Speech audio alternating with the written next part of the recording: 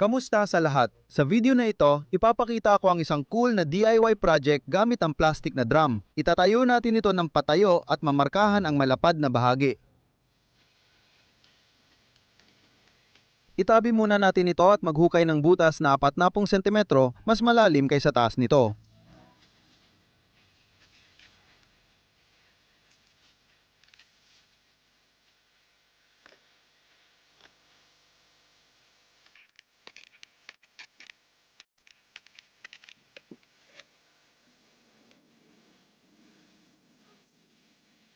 Ilagay natin ang drum sa butas at tingnan ang resulta. Makikita nyo, mas malalim ng 40 cm ang butas kaysa taas ng drum. Alisin natin ito at mag-drill ng tigisang butas sa itaas at ibaba.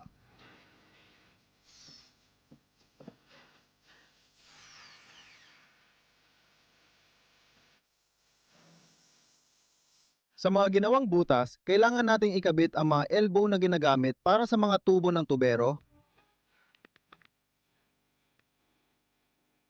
Pagkatapos sa mga elbow na ito, ikakabit natin ang plastic na tubo.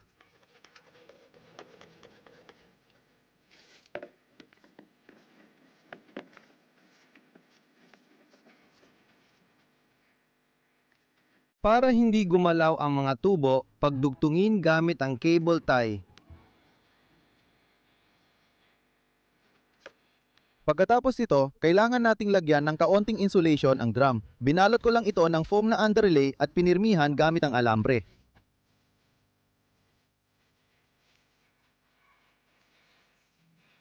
Ilalagay natin ang drum sa hukay, tatakpan at ibabaon. Pagpapatuloy.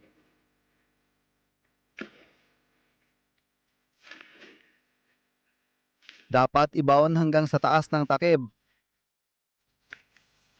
Siksikin ng maayos tapos bahagyang palawakin ang hukay.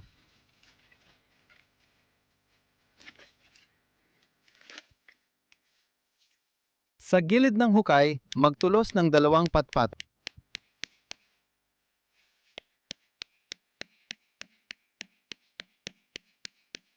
Pagkatapos, ikinabit ko sa mga patpat ang plywood. Pwede rin gumamit ng tabla at gawin ito sa ganitong paraan. Kailangan gumawa ng parang bakod sa paligid ng drum o kung tawagin ng tama, forma.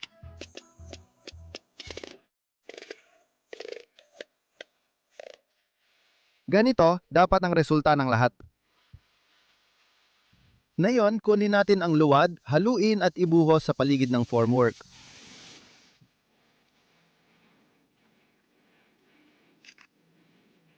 Gumagawa tayo ng clay seal para di mapasukan ng tubig ang bariles.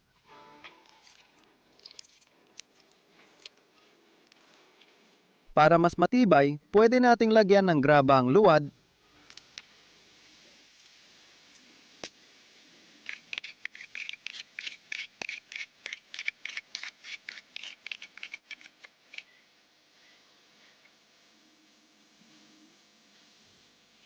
Pinapahira natin ng luwad lahat at hinihintay matuyok.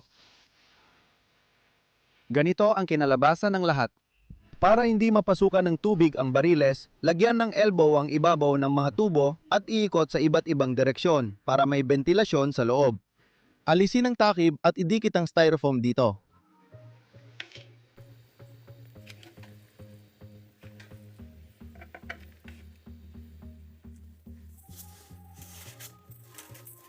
Sa yugtong ito, tapos na ang paggawa natin. Sunod, kunin natin halimbawa ang mga nakagarapon at ilagay ang mga ito sa supot. Sa palagay ko, alam na ng marami na ito ay mini cellar na pwedeng lagyan ng delata at gawing refrigerator tuwing tag-init. Ibinababa sa drum ang mga supot ng delata gamit ang patpat na may kawit. Para sa mga walang refrigerator sa kanilang bakuran, magagamit ninyo ang ganitong DIY dahil dito pwedeng mag-imbak ng iba't ibang pagkain o inumin para laging malamig ang mga ito. Ang patpat na may kawit ay inilalagay sa ibabaw ng takip, tapos isa pang piraso ng styrofoam ang inilalagay sa ibabaw at pagkatapos ay tinatakpan lahat ng metal na takip. Ganito ang naging resulta ng ating gawa.